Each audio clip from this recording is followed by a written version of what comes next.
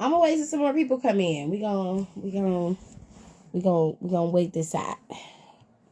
Let me send it to my chat. And let me send it to the broadcast channel. There we go. Okay, hello. Hi.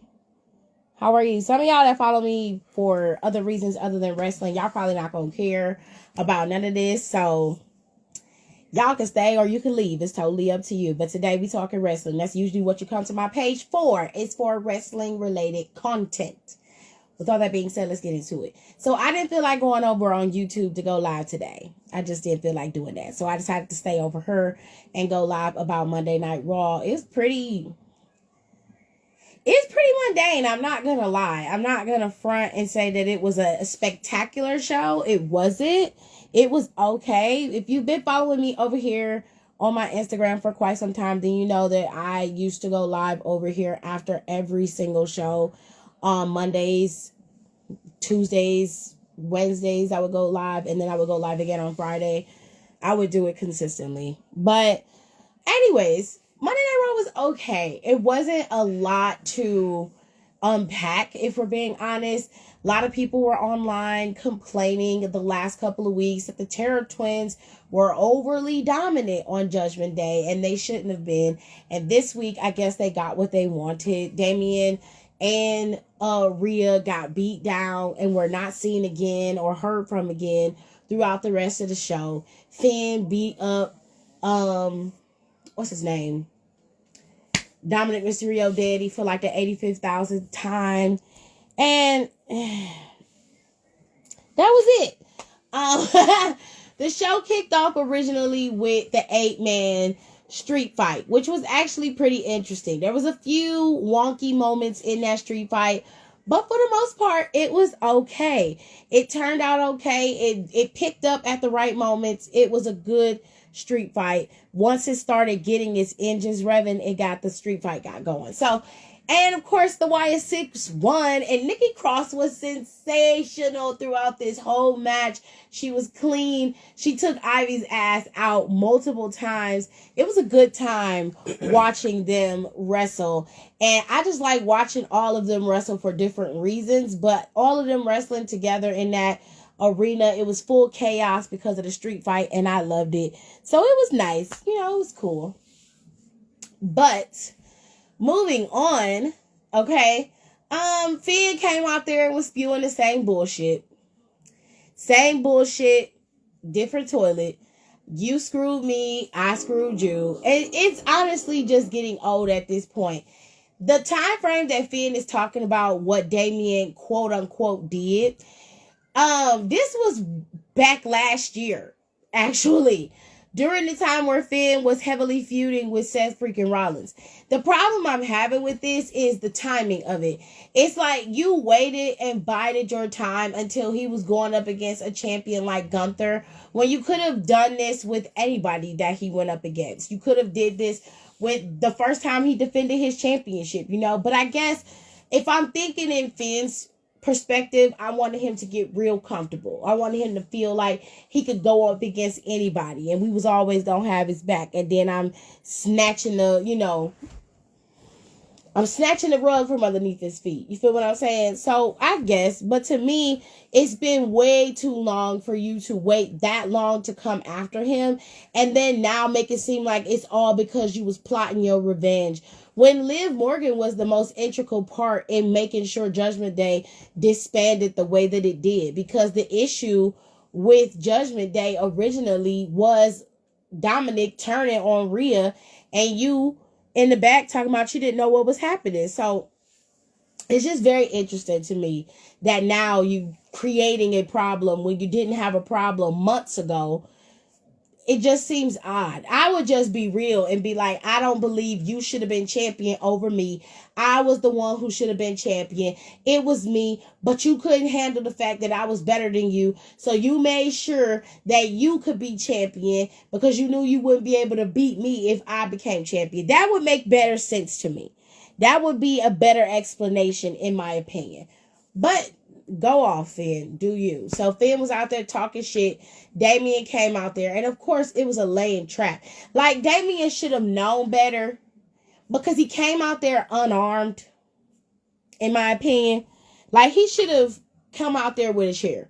Or he should have got out the ring as he beat up everybody. He came in there with a chair and just beat everybody down. And I mean, because you already knew what was going to happen. You already knew that. That's why Finn was so comfortable calling you out. He ain't never been comfortable for the last month. Calling you out, telling you he don't like you or none of that shit. He's done everything he's done has been in the back and at a distance. Excuse me, y'all. Thank you. I got a cold now. Child. Everything he's done has been at a full-on distance. So it's very interesting to me that now, out the blue, on a Monday, he will come out there and just be like, oh, I want to talk to you man to man, face to face. And it's like, bitch. I'm sorry, y'all. I have to blow my nose.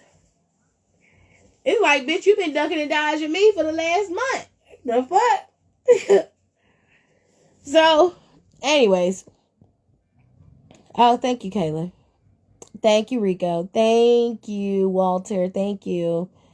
Thank you, Lil Tim. Thank you. Okay. So, thank you, Aunt. Appreciate that. All right. So, let me finish. Finn even had JD fight Damien. Right? Like, you did all this extraness, and now all of a sudden, you a bit Mr. Get Bad. Like, none of this washes. None of this makes any sense to me. So I was like, you should have known it was a laying trap from the beginning. And as much as Rhea is a badass, Rhea Ripley is hurt. She has a target on her knee. She should not be coming out there trying to help Damien. But you know what I thought was very sweet? In the midst of all of this chaos, with them getting beat up the way that they did, Damien still had enough wherewithal to cover his sister and protect her. Because he knew that Liv was never going to stop hitting her with that crutch. So to protect her, he laid across her and protected her. I ain't never seen Dominic do no shit like that ever. And he was supposed to be with the girl.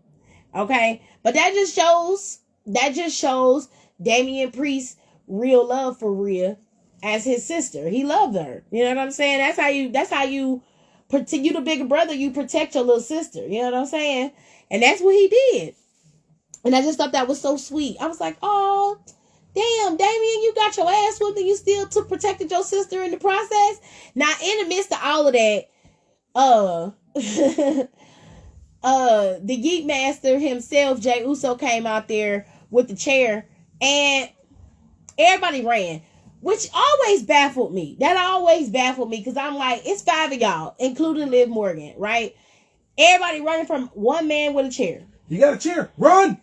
One man with a chair, and that causes everybody to disperse. Now, I can understand if it was a full-on healthy Braun Strowman, and he had a chair, then I could be like, okay, you know what I'm saying? But this is Jey Uso, and that's no shade to Jey Uso, but, you know, I'm just saying. Damien said, might I suggest you don't fuck with my sis, period, because she comfortable, okay? Anyways. So, what had happened was, after that, like, Jay stayed out there to protect Rhea and to protect Damien. They said that they took them to a local hospital in Calgary, and they were not released. Rhea stayed at the hospital with Damien, and they both seem to now have suffered injuries per the hands of the Judgment Day. Hello, Mania. How are you? So, that happened, okay? So, we got 2 segments out the way for Monday Night Raw. Monday Night Raw went by pretty fast. There wasn't a lot going on, like I said. They had Bret the Hitman Hart come out there so Gunther could insult him. Bret looked like he was limping. I saw online before he came out there that the reports was that Bret was not feeling well. He was under the weather and they didn't know if he was going to come out there. He looked like he was limping and he had a difficult time climbing the stairs. I don't know why they didn't have nobody helping him get in the ring, or at least have some type of stepper so that he didn't have to step so high to get in the ring. I don't know what it was, but he was having a hard time. He got in the ring. They didn't touch him, so he didn't have to take a bump, thank God. because Bret is older, you know, and I'm not trying to shit on Bret Hart in any way, shape, or form, but he's an older man and he just does not need to be taking bumps in that manner. He is not Ric Flair, okay? So. He ain't trying to die in the ring. Right. So, Gunther came out there disrespecting him and basically, you know that Bret Hart can't stand Goldberg. Bret Hart hates Goldberg with a passion. He believes that Goldberg is the bane of the wrestling world and he's the bane of his existence. And that is due to his own experiences with Goldberg, okay? So, Gunther came out there and said that, you know, while Bret Hart was one of his childhood heroes, there was one man that was above him and he said it was Goldberg, which I thought was fucked up. They should have brought me out there because I'm a certified stepper. I can't with you. Anyways. Just quick. Gonna get in the shower? Yeah. Don't forget to spray it down. No. Okay? No. So, and don't be long, Jay. I know. And so Sammy came out there. And Sammy basically, you know, was like, I challenged you to a match. You said no. You know, you out here talking all this recklessness, talking reckless about this hero. He's a hero to me. He's a hero to the city. He's a hero to everybody. And I was like, yeah, we know. We know Samuels. We know, babes. It's okay. You don't have to defend Bret Hart. His record speaks for itself. We know. So, Bret called him a yellow belly. He was like, he a yellow coward. And I said, ooh, not he a yellow belly. Ooh, child. Gunther didn't like that shit. So Gunther took his jacket off and took his belt off and was getting ready to go in the ring. And that's when Samuel went at his ass, okay? Samuel took his ass out. All right, they was out there fighting. It took the rest to separate them and get Sammy off of them. Now, I assume that is what solidified the matchup between Sammy and Gunther at Bad Blood. The match between Rhea and Liv has also been set at Bad Blood, but it's just a regular old match. Me personally, I feel like in this case, when it comes to Rhea and Liv, WWE has missed out on a golden opportunity to really allow Rhea and Liv to do some true damage and put on a real classic, even if it ends with somebody interfering from Rhea's past, like Raquel or something like that. They really did miss an opportunity to put these two inside some type of match, whether it be no disqualification, whether it be a strap match like what happened between Drew and CM Punk, whatever the case may be. I feel like they missed a golden opportunity here with Rhea and Liv. There needs to be some type of stipulation in this match outside of it just being another world champion match between the two of them. It's annoying. But do you, Huns? Do you? I want a cage with them. Maybe I quit match. I don't know, because I don't want Rhea to quit. I don't want her to quit. And I feel like Rhea's not going to win in this match between Liv. And I really think it's because of Raquel. I think when Raquel pops back up, it's going to be at Bad Blood. And she's going to cost Rhea this match. That's going to pull Rhea off of Liv and have Rhea and Raquel battling it out until whenever. And that's when Liv will finally start defending her championship against whoever begins to challenge it. Now, you got the next thing we're going to talk about is the tag team titles. Okay, so Bianca and Jade was wearing their green, which I love. Green is my favorite color, honey. And they was out there serving. Okay. And they went up against Alba and Isla Dawn. Okay, so Alba Fire and Isla Dawn put on a banger of a match between them, and they fought hard like they always do. Never ever sleep on the Unholy Union. They always are gonna put up a big fight for those titles or for an opportunity at those titles. And it looked like for a minute that Bianca and Jade's 9-day title reign was getting ready to come to an end, but they were able to pull out the win. They were able to separate and dismantle the tag team and go after Alba alone. And because of that, they ended up losing that match. So Alba and Nyla are now no longer allowed to challenge for the titles. They got their rematch. They lost. It is what it is for right now. I guess we'll just have to wait and see how it's going to play out. But for now, It's a donezo deal for Alba and Isla. I believe when they became champion, they did a good job at defending their championships, and they were very good champions. Heel or no heel, Alba and Isla are not easy feats. They are hard champions to beat, and they made it very clear that they were going to defend those titles at all costs, and they did. So I respect that, and I respect their title reign as champions, but they just cannot best the duo of Bianca and Jade, two of the big three, and they just were the better women tonight. It is what it is. So we got to see LWO was backstage. LWO was talking shit. They don't like Judgment Day, bitch. Nobody does. And then Judgment Day come walking up looking like they about to attack somebody, and I was just like, y'all, none of y'all hoes are scary enough to attack nobody. All of y'all is every bit of 5'4", 5'5", maybe 5'6". The tallest one in y'all group is younger than y'all, and that's Dominic. He ain't got no prowess. He don't do shit. He can't stand on his own 2 feet to save his motherfucking life. It's always a bitch carrying him, and I don't like that. You's a pussy ass nigga if everybody in your life got to carry you everywhere you go. Craziness, okay? But anyways, they was jaw-jacking, going back and forth, and Rey Mysterio said, fuck all this dumb shit, Finn. Since you want to talk shit, me and you can have it out in the ring. And Finn was like, if you want to go, bitch, we can go. So now Dragon Lee already had a match with Dominic Mysterio today. They was going at it, but of course, Finn can't win a match on his own, okay? Of course, Finn can't win a match on his own, so no, I didn't see the Judgment Day merch. I didn't see that. He can't win a match on his own. Dominic can't, so Liv got involved, chop blocking Dragon Lee. He was able to do the frog splash and get the win, and she in there cheesing with her short baby teeth, smiling every 2 seconds because she happy with all her work. I have told y'all on so many occasions that even though everything look rosy and bright for you right now, just wait. You cannot go through life attacking other people because you've been done wrong. You go after the one who caused you the pain, and then you move forward.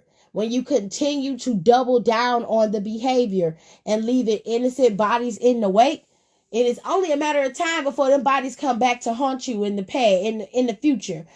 If you don't believe me, ask Swerve Strickland if he remember who he is after that chair shot at All Out. That's all I'm saying. I'm just saying. Anyways, now, moving on from there, the match between PFC and their Strong Fingers, the Strong Finger gang was going up against Lyra and Zelina Vega. Sonya did not let Lyra finish her entrance for whatever fucking reason. She thought that it was okay for her to start talking.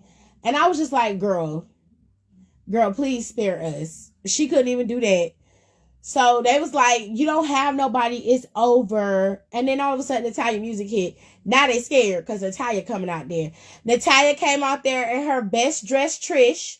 Okay, with her nice cowgirl hat and her coat was cute. I liked her coat. Her hat was cute. It was still Natalya while giving very much a nod to Trish Stratus. Okay, so that's how they did that, honey. The girls went out there. They fought, and the Strong Finger Queens lost. Okay, as they always do. The Strong Finger bitches lost. And Natalya and the girls finally bested PFC. Now, what always baffles me about PFC is they forget that they're losers. Okay? Mango habanero from Wingstop is no bueno. Hell no. They always forget that they losers, but then they will behave as if they have been dominating everybody they go up against. It's only those who are by themselves and they have no backup that they end up taking out and destroying. I have yet to see them go after Jade and Bianca, which I'm sure is going to happen very soon, but they haven't done it. They didn't even go after Alba and Isla, and it was 2 of them, and it was 3 of PFC. So I thought it was very weird the way that they're moving and behaving. It doesn't prove anything.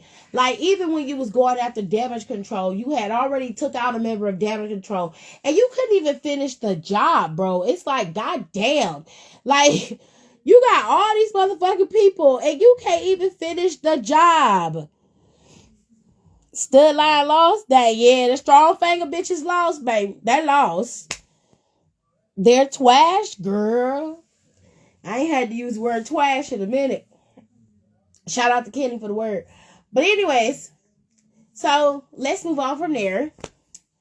So we now are halfway through the show at this point. Natalya done come out there and boo, and the crowd done went crazy. All throughout the night, they have been interviewing every intercontinental champion, every intercontinental potential contender for Braun Strowman's championship, right? They've been interviewing all of them, and Braun Strowman's been coming up to him the same way that the strong finger bitches, exactly, the same way that he came up to Jey Uso last week and the week before last, if I recall. So, everybody got a little piece of Braun Strowman Braun Breaker, as he tries to stiff arm everybody before they match, because that was the main event. Finn eventually went up against, what's his face? Rey Mysterio, and they didn't finish the match because Finn attacked him and wouldn't stop. The ref called it. He then, hit Rey up against the post. Then he kicked him into the ring apron, the media apron board. It broke. Kicked him into that and was like, there's more where that comes from if you ever try to come after me again. He went in the back and cut a promo with them. Now, from my understanding, they supposed to be a squad. They not supposed to be having no leaders. They supposed to have somebody. Everybody makes decisions as a collective. Finn not the leader, but Finn the only one that be talking. Unless Liv is addressing Rhea, she don't never really speak. And then Dominic, he be praising her because, she got a praise kink. And he got a daddy kink or whatever. And it's just a lot of kinks going on. But anyways, so that was bad. That talking cash shit like, we took out the Terror twins. Terror what? Nah, they ain't Terror nothing. I'm like, oh, wow, Finn. Wow. Your promo skills, immaculate. Love that for you. He was like, LWO? Psh, what? LW9? I'm like, oh, okay. And it was like, and then Liv basically said, that was just a taste of what I'm going to do to you at Bad Blood. And you'll never get my daddy Dom or my title again. And I was like, girl, your focus is so outside the box wrong. That woman don't want that little piece of man that you've decided to take. She don't want him. If she did, she would be going after him to get him back. She is not. If you notice, the conversation is always had with you, not with him. And that's what always baffles me about people when they say shit like, oh, well, look at what's going on in the E when it comes to the women. They got the women fighting over a man. They're not fighting over a man. They're fighting over revenge. They're fighting over that championship.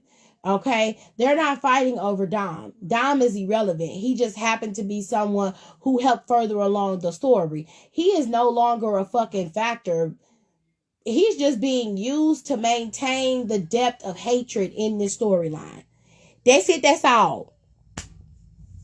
Not zesty Daddy Dom. Hey, get your podcast. Hey. Kitty said, yeah, I'm going to need New Judgment Day to disperse. It's not given. Child, they ain't going nowhere. Rhea don't want Dom. She got a better man than Jay. Child. They don't want each other either. I believe Jey Uso like his, I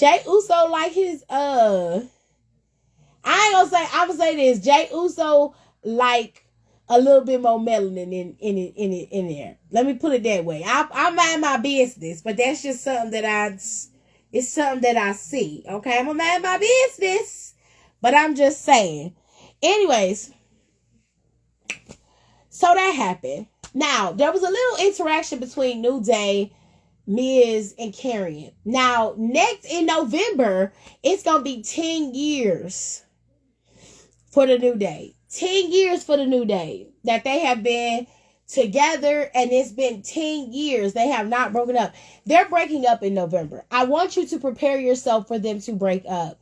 And I really hope that it is Kofi that does Xavier in and not the other way around.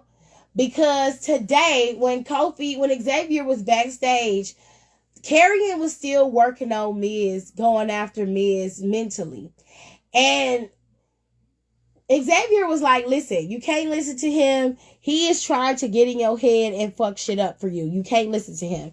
And he was like, well, he's not wrong. I am in a rut. I am like really down in the dumps right now. And he was like, you can't listen to him. He said, you a former champ. You beat John Cena at Mania. Like, you got a whole thing going for you. Like, don't listen to him. He was like, I know that, but he's not lying. And he said, some things got to give, some things got to change. But he was like, what he's doing isn't affecting me like that. I invented what he's doing. So there's nothing that he's saying to me that's fucking me up. But he's not lying. And that's what Miz was sticking to.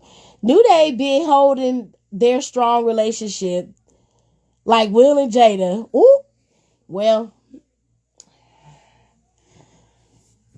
that's not a good example, okay? Don't nobody want no entanglement shit. Will and Jada is not a good couple to aspire to be. I don't know. I would never. I'm sorry. I would never. But y'all do you. You know, whatever makes you happy, babe. But that's not a good example. I wouldn't pick them. Shit, I'd pick JD Vance and his weird ass wife and family before I pick Will and Jada's weird asses. At least they together. I don't know. Maybe JD Vance fucked the couch and then, you know, his wife just took a turkey baster and impregnated herself. Because it seemed like that's the only way that they intimate with each other. Because ain't no fucking way. But anyways, I done went off on a whole tangent, child. Anyways, let's get back to the show.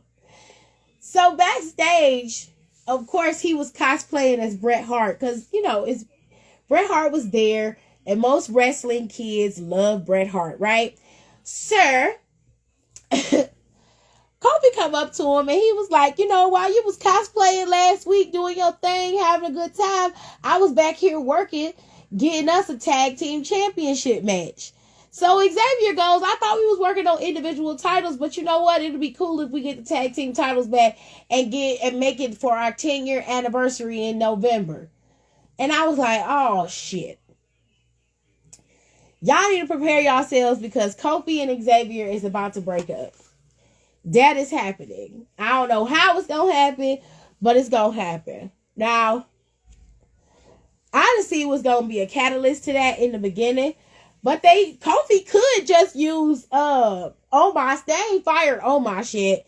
Kofi could bring back Omos and have Omos as his right-hand man, and he could go full-on heel, because I know he want to.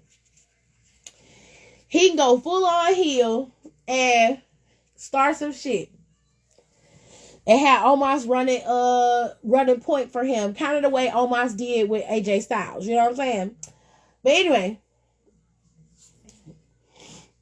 So there was that. So next week the match has been set. The New Day are getting a title shot against the Judgment Day. The Judgment Day have not defended their tag team titles since they won them. They've had matches, but they have not defended them at SummerSlam or at Bash in Berlin. They did not defend their titles at any given point, which is wild to me, but they haven't. So Pierce set the match up. So now it is New Day versus the Judgment Day for the tag team championships, which I don't give a shit. Take the fucking titles off of Judgment Day. They don't need them. They're not helping them in any way, shape, or form. Take them off. Take them off. Anyways, sir, what else happened? What else am I missing? I did the 8-man tag team match, right? What am I missing? Let me double check, child. Let me double check. Okay. Let me mute that.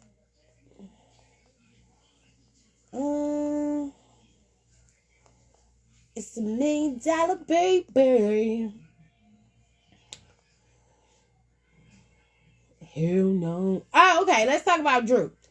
Okay, so Drew McIntyre came out there to gloat. Okay, he was gloating about the fact that he beat the hell out of Punk and Punk wasn't never coming back and that he dead. He dead, he gone. Okay, cool.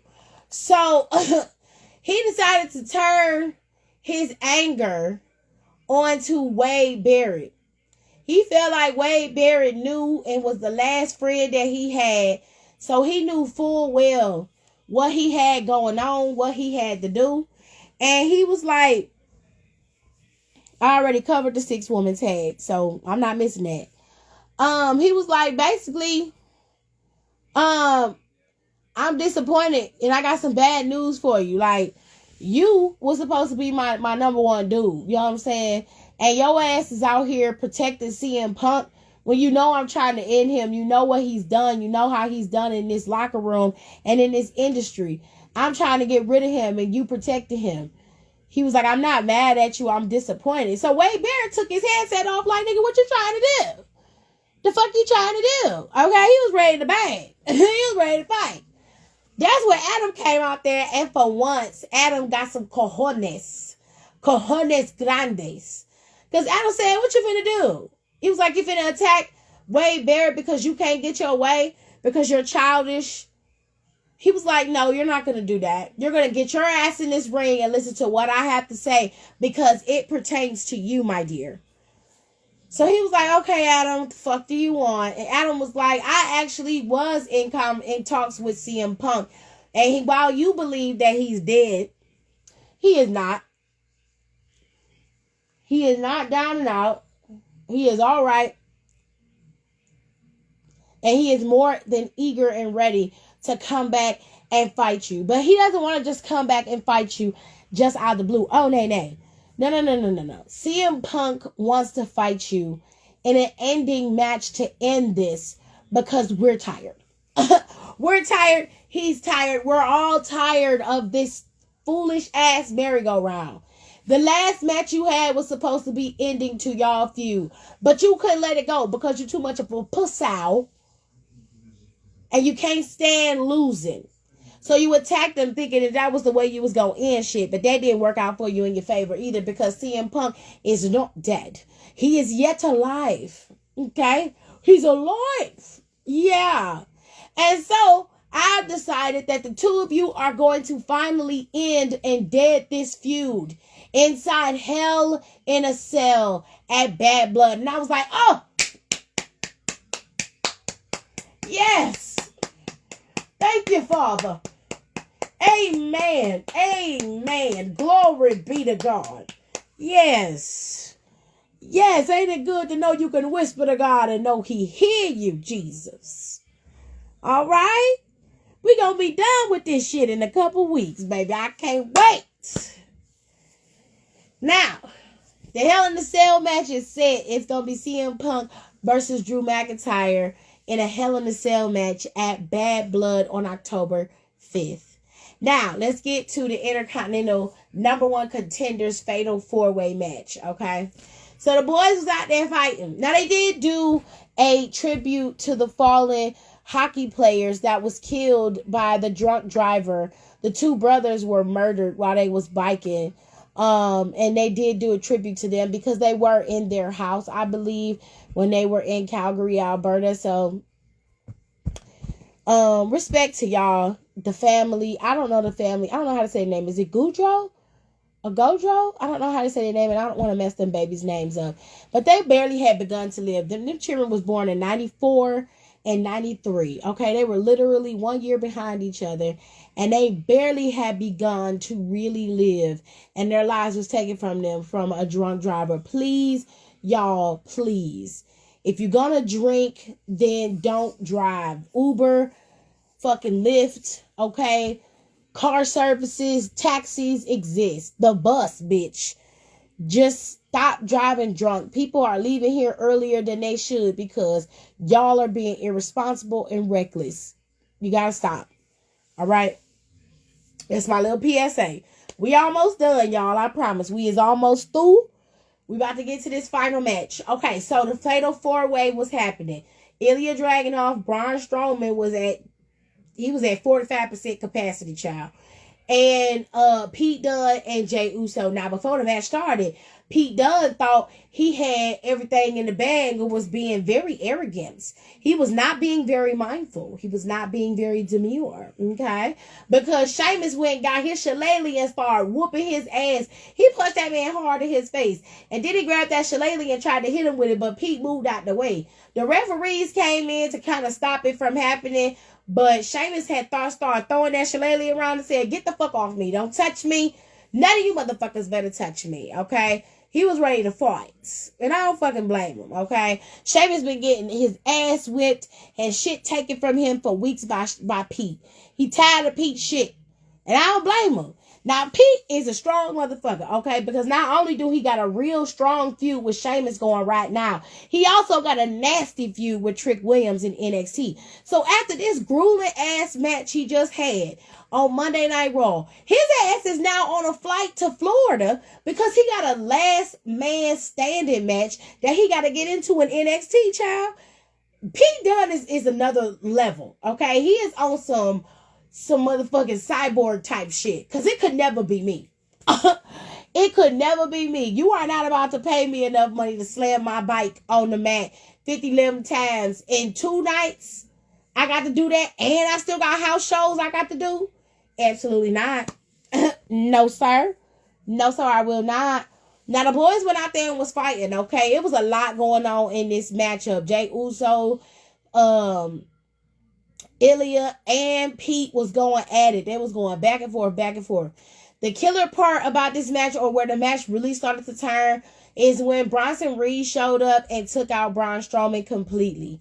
He jumped on him crossbody again, and that took him out, and he was no longer able to compete in the match. As the match progressed, you had Ilya taking a spear from Jey Uso. Jey Uso popped up and kind of got a little hype, forgot that he was in a fatal 4-way. Pete threw him out, tried to take the win, but Ilya kicked out.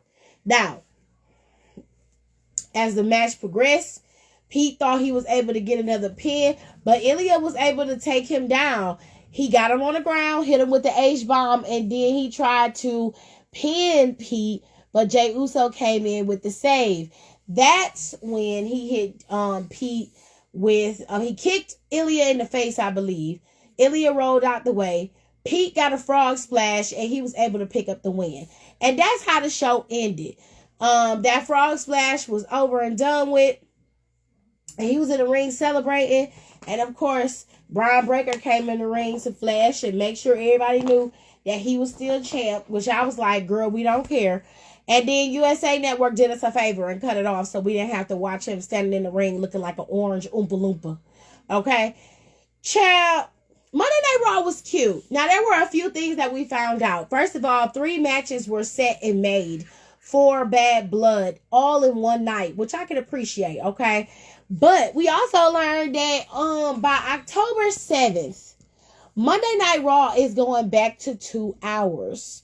So we are not going to be sitting and watching Raw for 3 hours anymore until January. They said up until January, Raw will always be 2 hours now. And I said, Don't worry, y'all. I'm going to post a little Twitter note that I saw. I didn't hear it when I watch the show. I have to keep it kind of low so that it doesn't get flagged when I post it over here on Instagram.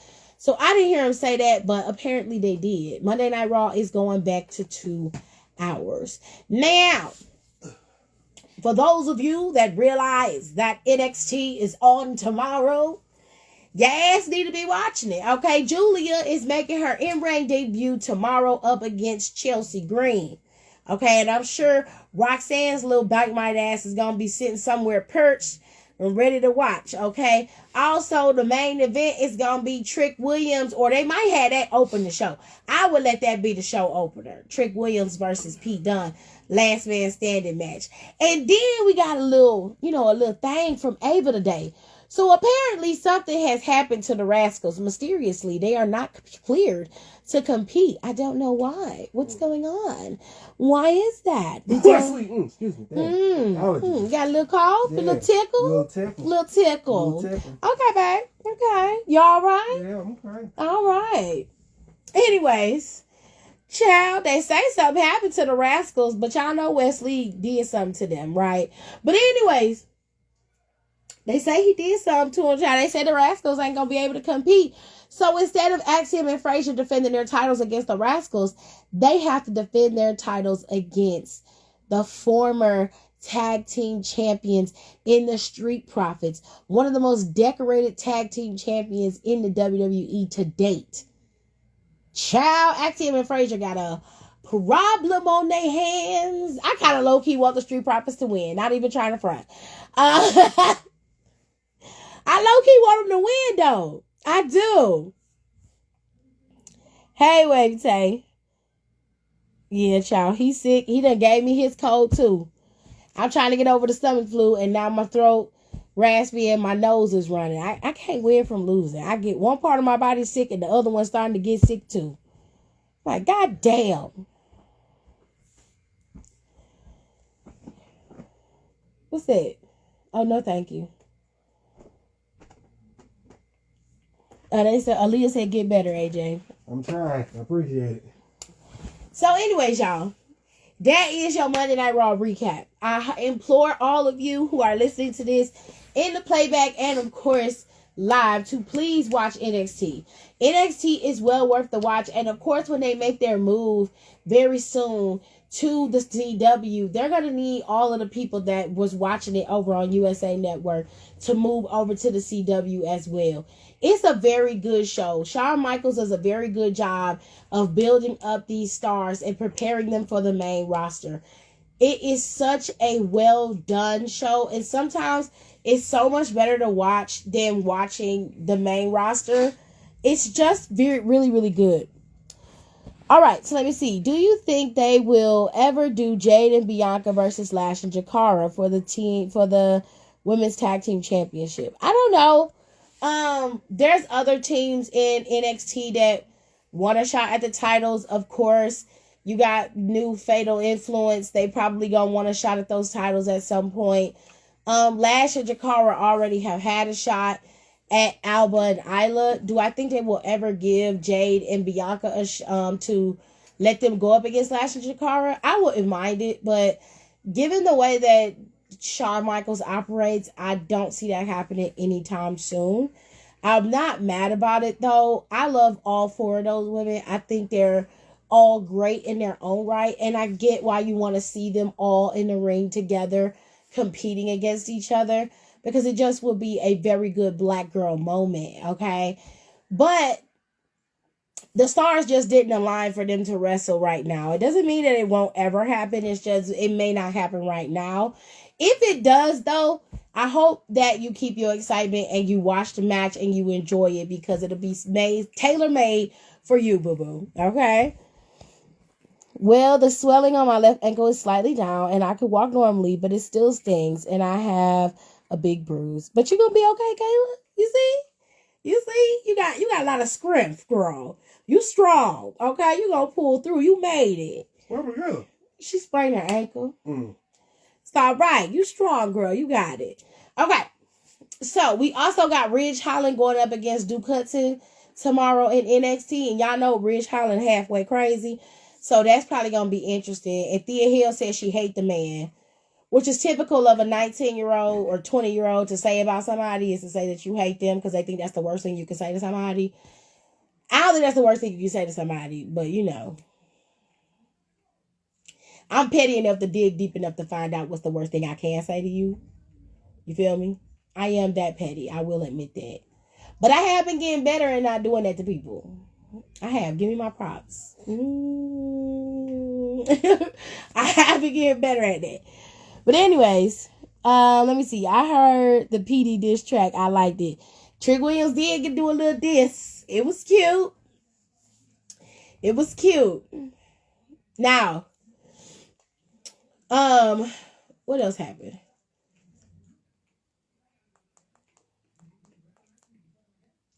Yeah, that was it. That was it, child. So, anyways, I hope y'all enjoyed Monday Night Raw. Please do not forget to go over to our Spotify for Down for the Count.